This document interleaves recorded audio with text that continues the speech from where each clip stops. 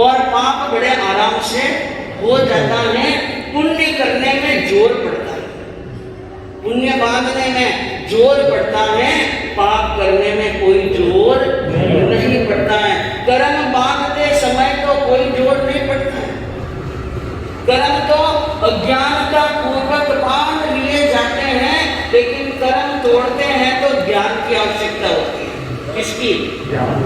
कर्म बंधते हैं अज्ञान से और तोड़े जाएंगे, कैसे तोड़े जाएंगे? ज्ञान से तोड़े जाएंगे। तो कहाँ की पाप, पाप में पड़ना मनुष्य का स्वभाव है। पाप में पड़ना मनुष्य का स्वभाव है और पाप में डूबे रहना शैतान का स्वभाव है।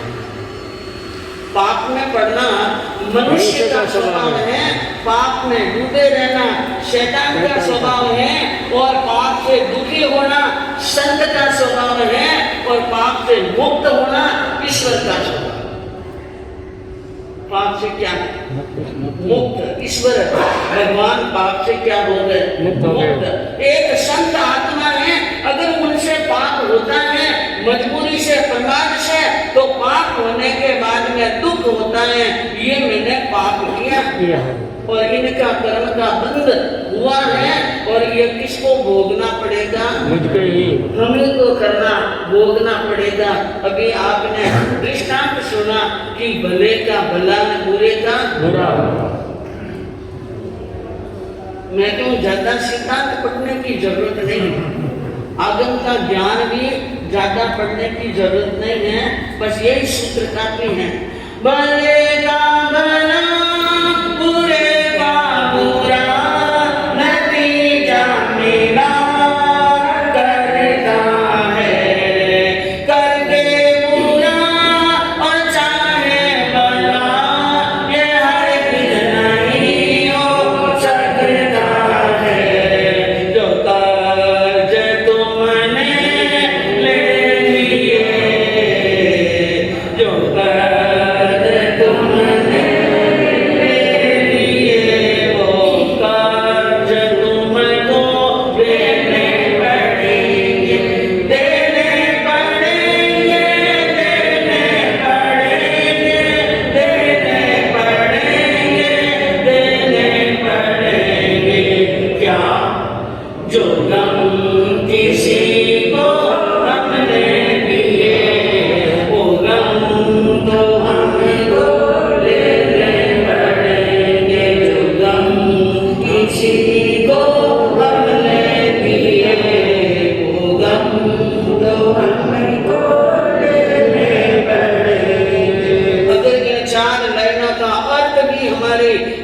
ज्ञान के अंदर, मस्तिष्क के अंदर और हमारे दिल और दिमाग में बस जाए तो और आगम सुनने की आवश्यकता नहीं है। कर्ज लेंगे तो कर्ज देना, वही मन में रहती हो जाए कि लाखों करोड़ों का कर्ज ले लिया, अब मैं नहीं दूं तो क्या फर्क पड़ता है। ऐसे से रहते हैं, आराम से रहते हैं, कर्ज ले लेते हैं और कर्ज लेकर के और क्या कर देते हैं, हाथ ऊंचा कर लेते हैं कि अब मेरे पास में कुछ नहीं है। क्या वो छूट जाएंगे? अभी नहीं तो आगे चुका। 3 काल में भी छूटने वाले नहीं है। लिख करके डायरी में लिख कर रख देना, कर्ज लिए हैं तो कर्ज देने पड़ेंगे, इस जन्म में नहीं तो अगले, अगले नहीं तो अगले। गच्छमान जी 99 लाख भवों के कर्म के आए थे, उदय में आए थे। न तीर्थंकरों को छोड़ा, न महावीरों को छोड़ा, न वीरों को छोड़ा, न शूरवीरों को छोड़ा। ये कर्म किसी को छोड़ने वाले नहीं है। हम कौन से खेत की मूली है कि कर्म हमें छोड़ देंगे? यहाँ पर किसी की चतुराई चलने वाली कर्म भी एक प्रकार, पाप करेंगे तो कर्म बंधेंगे, पाप करेंगे तो कर्म बंधेंगे और कर्म तो पल पल में बंध रहे हैं, क्षण क्षण के अंदर बंध रहे हैं। और कर्म के भी भगवान ने 4 प्रकार बताए। क्या बताए? 4 प्रकार। एक पहला प्रकार बताया स्पृष्ट कर्म, जो सिर्फ स्पर्श करते हैं, कर्मों के पुद्गल आत्मा के प्रदेशों पर स्पर्श करते हैं, उसको कहते हैं स्पृष्ट कर्म। जैसा उदाहरण बताया, एक सुइयों का ढेर पड़ा, सुई कपड़े सीने की सुई होती है, सुइयों का ढेर पड़ा है और उन ढेर को अलग करने के लिए थोड़ा थोड़ा यूं करें तो क्या हो जाता है? बिखर जाएगी, अलग बिखर जाती हैं। पास में पड़ी थी लेकिन बिखर जाती हैं। इसी प्रकार ऐसे कर्म होते हैं जो आत्मा के प्रदेशों को स्पर्श तो करते हैं, लेकिन सुइयों के ढेर की तरह इच्छा में दुक्कड़म दिया नहीं और कर्म क्या हो गए? इतनी अच्छी बात, इतनी सच्ची बात हमारे भगवान ने बताई। ऐसे कर्मों के लिए क्या दे दो? इच्छा की दुक्कड़म दिया में टूट गए। जैसे प्रसन्नजीत मुनि ने 7वीं नाट की तक के दलितों को इकट्ठा कर लिया और इच्छा में दुक्कड़म देते ही कर्म जड़ गए और केवल ज्ञान की क्या हो गई थी? प्राप्ति। दूसरा प्रकार बताया बद्ध कर्म। बद्ध कर्म कैसे होते हैं? जैसे एक धागे में 100-500 सुइयां पोई, एक ही धागे में 500 सुइयां पोई और वो सुइयों को भी अलग करना हो। इसी प्रकार आत्मा पर एक के बाद में एक, एक के बाद में एक, एक के बाद में एक कर्म के पुद्गल चिपक रहे हैं, उनको अलग करने के लिए करना है प्रतिक्रमण। क्या करना है?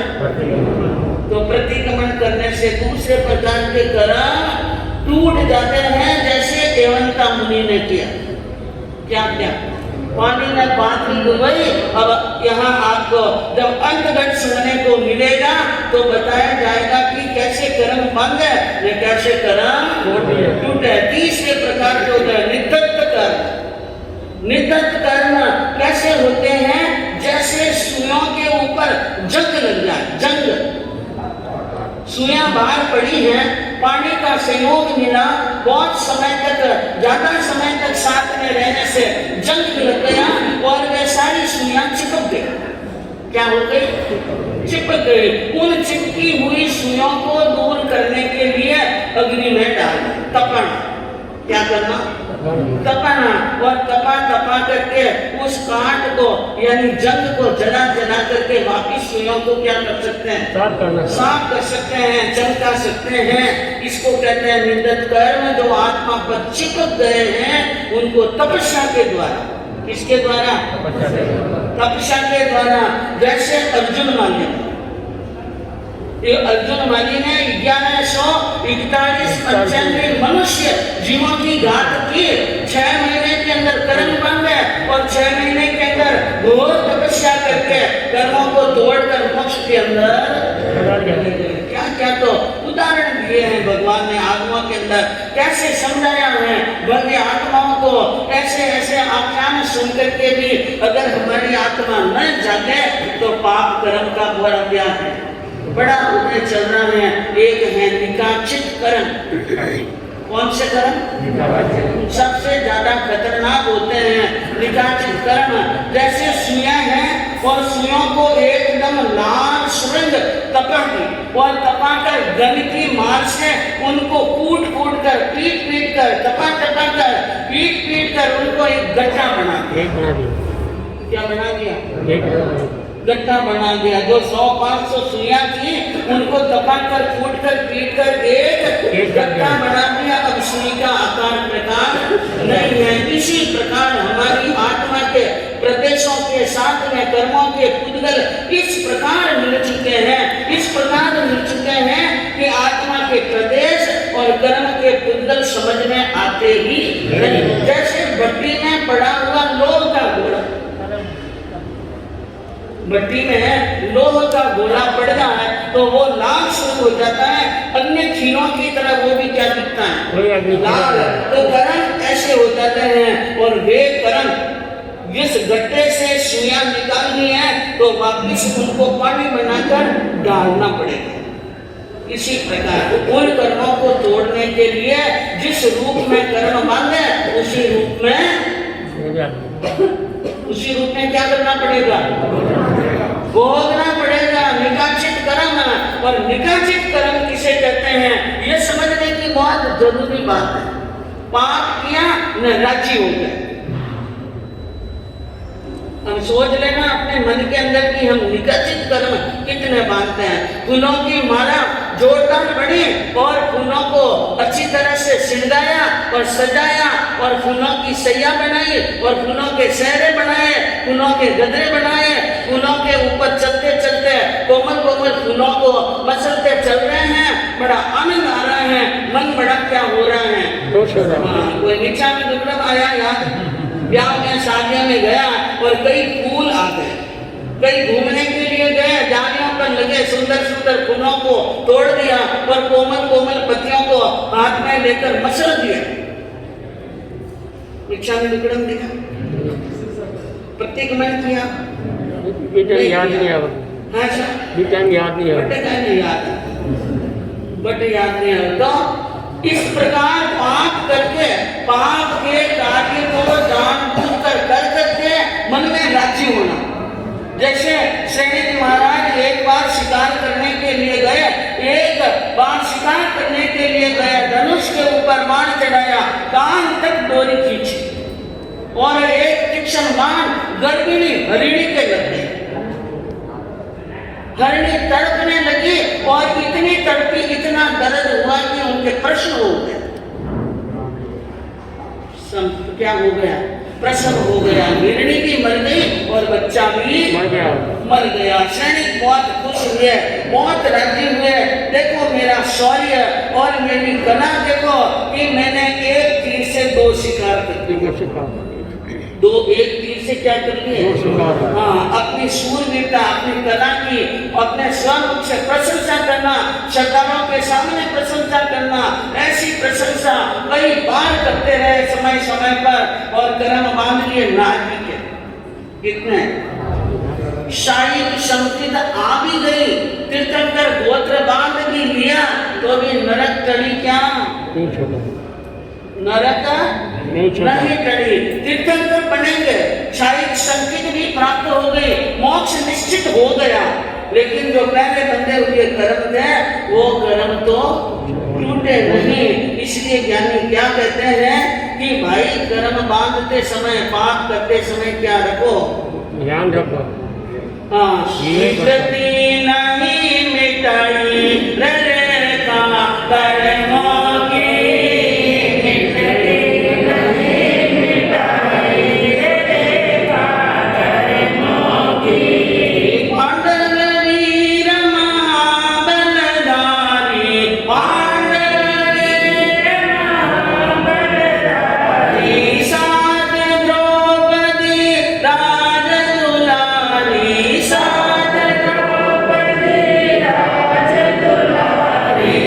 पर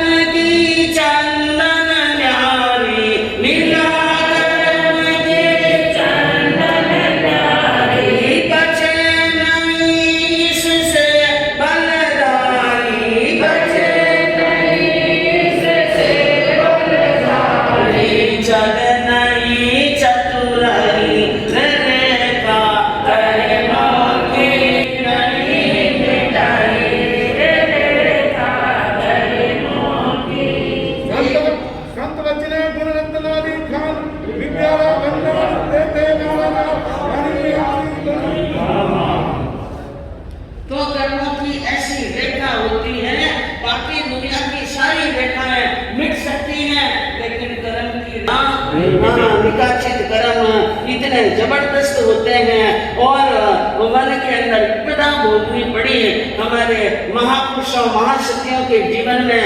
सीता हो, अन्या हो, द्रौपदी हो, दमयंती हो, सबको वनवास भोगना पड़ा। और चाहे मदन रेखा हो तो बंधुओं ये पाप हम पल पल में करते हैं। मैं कह रही थी निकाचित कर्म बांधने वाली आत्मा पाप करके खुश होना। आजकल तो ब्याह में शादियों में डेकोरेशन होते हैं ना, क्या होते हैं?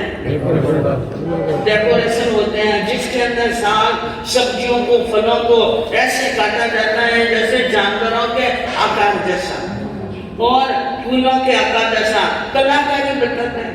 वो कला वाले आपसे पैसे लेते हैं और आपने उस कलाकारी किए हुए फल फूल को देखा बनने पर क्या कलाकारी किया, वाह भाई, करने वाले को बड़ी धन्यवाद है, क्या कला की है।